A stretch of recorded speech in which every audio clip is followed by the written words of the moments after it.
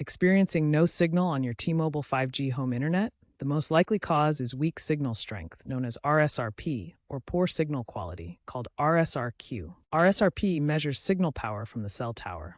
Aim for MIDI 80 dBm or higher. Values below MIDI 110 dBm indicate a weak signal. RSRQ combines signal power with interference levels. Good values are above MIDI 10 dBs. Use the T-Mobile app's diagnostics to check these metrics in real time. The app provides current RSRP and RSRQ readings. Common causes include distance from the tower, obstructions like walls or trees, and interference from other devices or nearby towers. First, try relocating your gateway near a window. Next, ensure your gateway firmware is up to date. In the app, you may also be able to switch bands to a less congested band or one with better coverage in your location. If relocating your gateway and checking signal metrics don't resolve the issue, consider an external antenna. T-Mobile uses various LTE and 5G bands like N71 and N41, and antennas can amplify signals on these specific bands.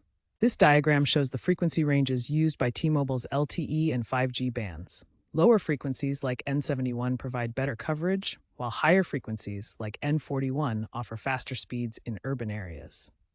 A directional antenna, properly aligned toward the nearest cell tower, can significantly improve your RSRP and RSRQ metrics by focusing signal reception in one direction. Antenna setups like this sloper design connect via coaxial cable to your gateway's port, helping to capture signals more effectively. Before purchasing an antenna, identify the best band for your location through online tools or community forums.